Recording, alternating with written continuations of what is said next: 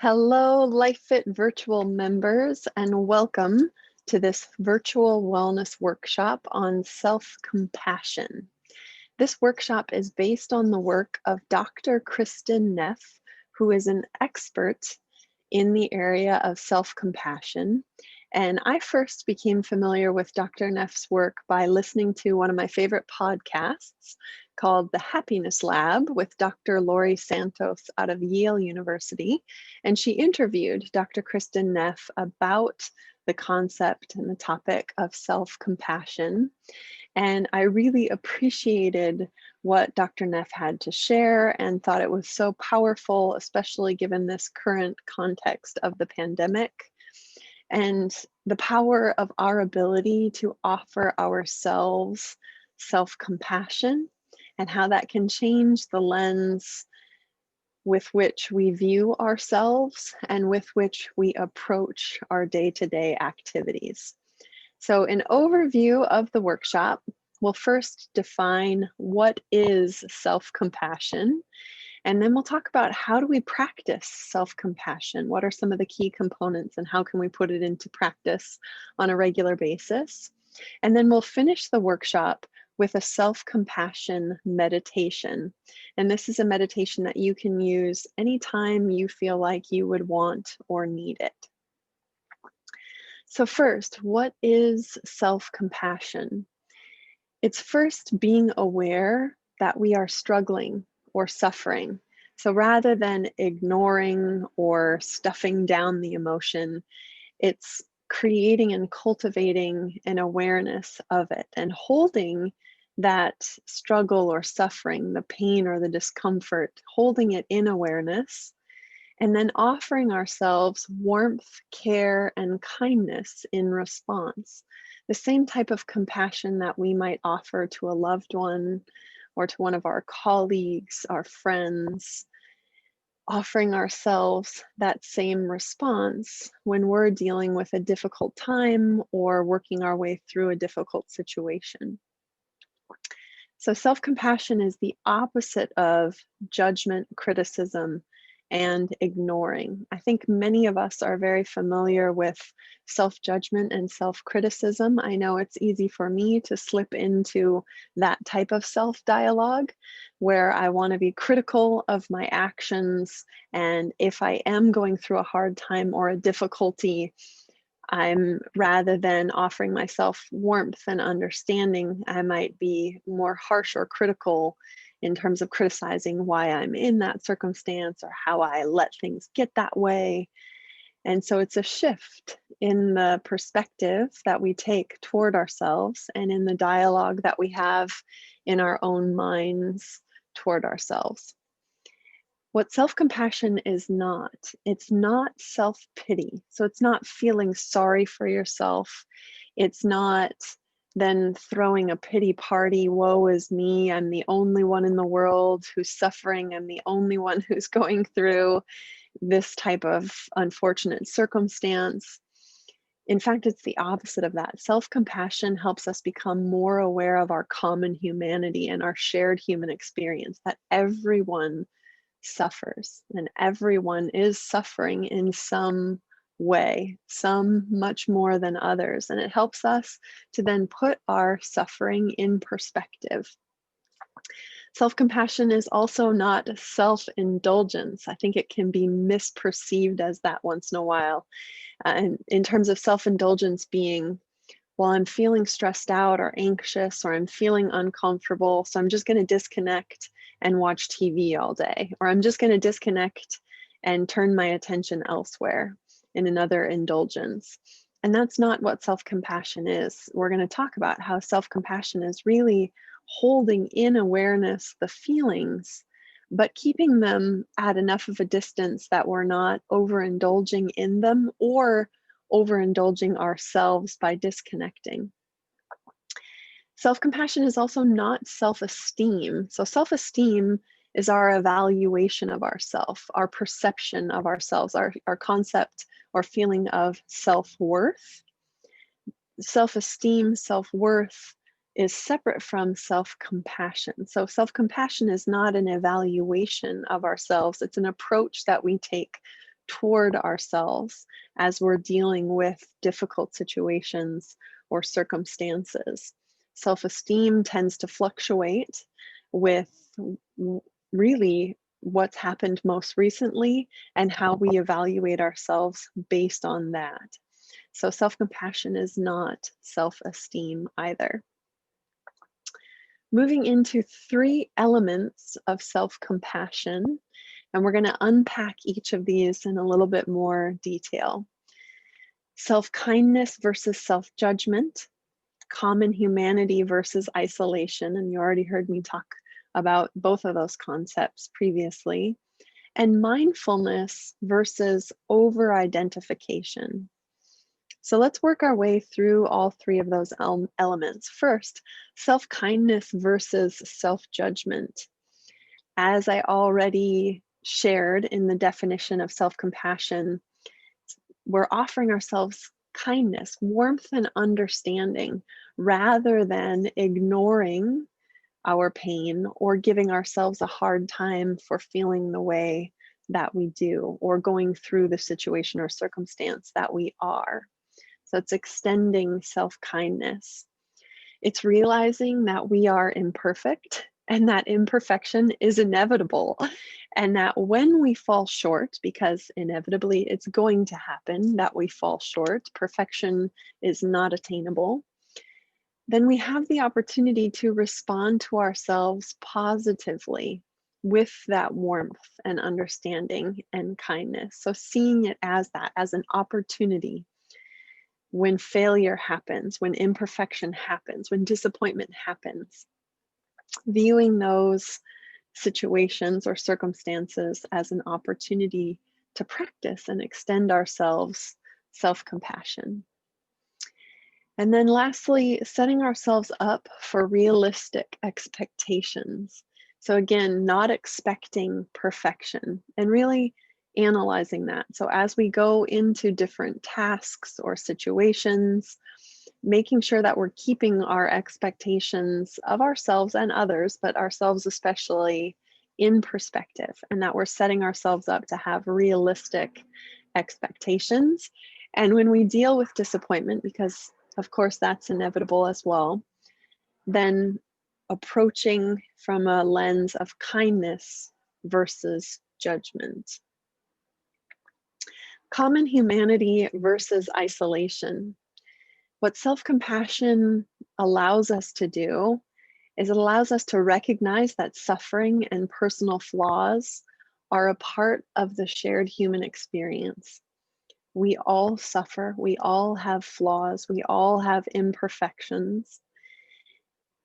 And that's something to be aware of and to know. And so when we feel alone in our suffering, or when we feel like, oh my gosh, no one can have the same personal flaws that I do, to take a deep breath and to realize this is a part of being human, and we all are experiencing different levels and shades of suffering and flaws and failures, etc.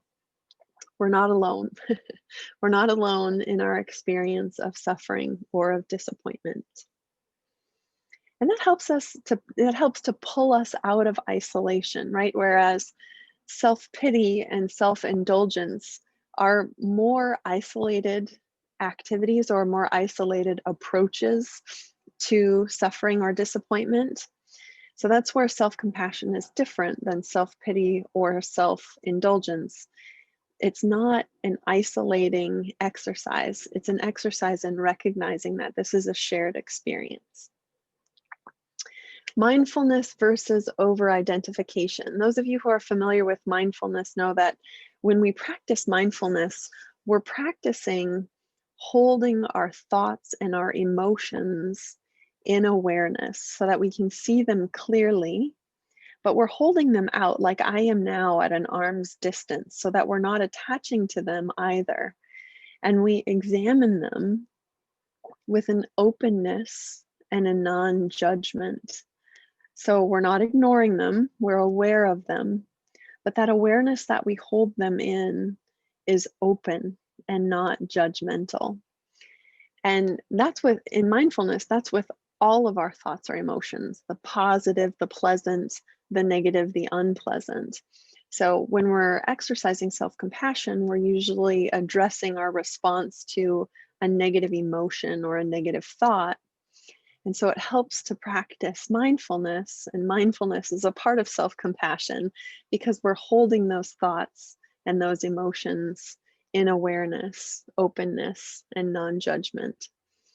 And part of that is not over-identifying with the negative thoughts and the feelings and getting swept up in them. So getting so focused in on those negative thoughts and feelings or emotions that we feel like those thoughts and emotions are us and we are them, and really identifying with that and letting it pull us into this spiral. So it's keeping those thoughts, feelings, emotions at a gentle distance, and that takes practice over time. And if we're used to stuffing our emotions or ignoring our emotions, it can almost feel like we're over identifying with them when we hold them in awareness initially. But slowly we start to recognize the difference between holding our thoughts, emotions, feelings in awareness versus identifying with them, getting caught up in them, and getting swept away by them. Those are the three elements. Let me just go back so we can review together the three elements of self-compassion. So we're exercising self-kindness versus self-judgment. We're recognizing our common humanity versus isolating ourselves. And we're practicing mindfulness and mindfully holding our emotions, thoughts, feelings in awareness rather than over-identifying with them. Some tips for practicing self-compassion. And just like meditation and mindfulness are a practice, so is self-compassion. We're not always going to get it right, but we have the opportunity to practice it quite often. So in practicing, one of the first steps is to take a deep breath and to mindfully accept that that particular moment is painful or uncomfortable. Being aware of that and holding it in our awareness, and then making a choice to embrace ourselves, much like we would a loved one who was dealing with the same painful or uncomfortable moment. How would we embrace them with kindness and care in response? What would our thoughts be toward them? What would our words be toward them? And what would our actions be toward the loved one who was dealing with that painful or uncomfortable moment? And it's offering ourselves that same compassionate response, embracing ourselves with that kindness. And then keeping in perspective that imperfection is a part of the shared human experience. We're not always going to react or respond the way that we would want to. We're not always going to behave the way that we would want to, even though we've practiced or set ourselves up to respond or behave in a certain way. We're going to disappoint ourselves and disappoint others, and imperfection is a part of the shared human experience. A few resources for you before we move into our final activity, which is a meditation on self-compassion. Dr. Kristin Neff, who's developed this wonderful information that I've been sharing with you, has a website that is very comprehensive, and that is selfcompassion.org. You'll see it here. As I mentioned at the beginning of this workshop, Dr. Neff did an interview with Dr. Laurie Santos out of Yale University. And the podcast is the Happiness Lab podcast. It's season 2, episode 17. And the title of that particular episode is Dump Your Inner Drill Sergeant. It's a really great listen. I encourage you to listen to that podcast episode. You can find it by looking up the Happiness Lab via an internet search, or wherever you subscribe to podcasts, you can find it. And then Dr. Neff also did an interview with a nonprofit organization called Action for Happiness. Action for Happiness is phenomenal. They put on all kinds of free or for donation events, and they interview fantastic scientists, researchers, experts in the realm of wellness and well-being. So I highly recommend that you check out Action for Happiness. And then they have a recording completely free with Dr. Kristin Neff talking about self-compassion. And that particular interview is in the context of the pandemic and offering ourselves self-compassion during this time. That is the end of the slideshow. I'm actually going to stop sharing my screen here, and we'll move into a meditation together. I want to invite you to find a comfortable position, wherever that is for you. It can be seated, it can be standing, it can even be lying down. So whatever is a comfortable position for you. And once you've found that comfortable position, I'll invite you to close your eyes with me. And as you close your eyes, take a moment to come into your body and notice the feeling of your body in contact with your chair or the ground. Notice the feeling of your clothing in contact with your body. And notice generally how your body is feeling today.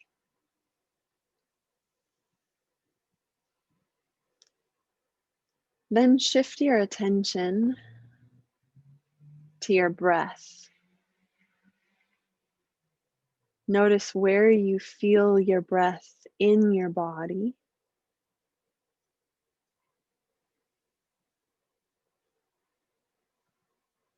Notice the feeling of your breath as it moves into your body and through your body and back out again.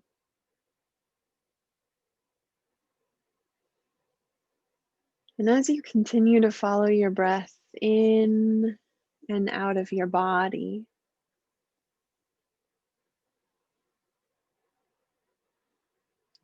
think about a situation or a circumstance that has occurred recently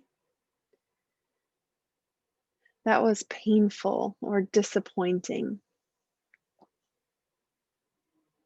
where you were clearly uncomfortable or suffering in some way. So pull that memory up in your mind. Try to hold it out at a soft distance, not attaching to it. Just holding it there in awareness, remembering the situation.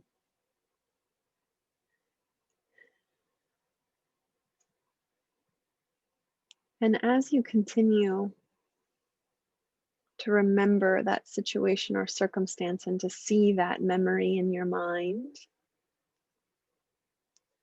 imagine as though you are able to step outside of yourself and respond to yourself as though you were a friend or a family member or a loved one. So imagine how you would approach yourself in understanding, in warmth, in kindness.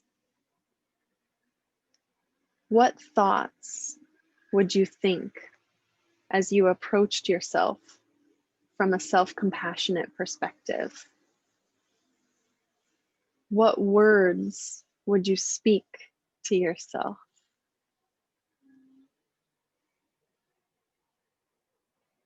What behaviors or actions would you take toward yourself to respond in a compassionate way?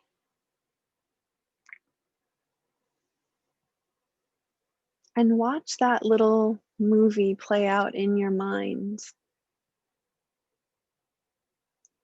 You approaching and you responding to yourself with self-compassion in your thoughts, in your words, in your actions.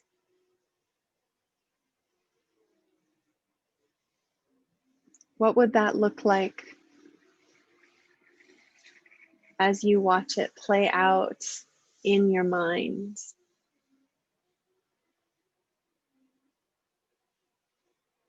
And allow yourself to be filled with the warmth of what that would feel like to receive that compassionate response.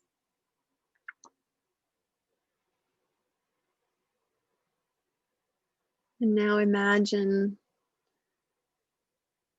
embracing yourself, giving yourself a hug of warmth, of understanding, of kindness. And if that's challenging to visualize, then you could imagine yourself as a child. And so it's the grown version of yourself, embracing the child within you that's still learning and growing and adapting. Sometimes it's easier to respond to ourselves when we can visualize our childhood self or our childlike self. We're always learning and growing. So imagine holding yourself in an embrace of warmth, of kindness, of understanding.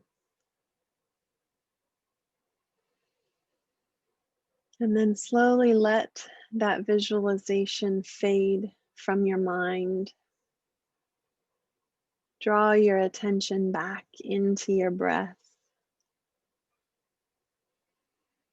Notice again the feeling of your body in contact with your chair or the floor.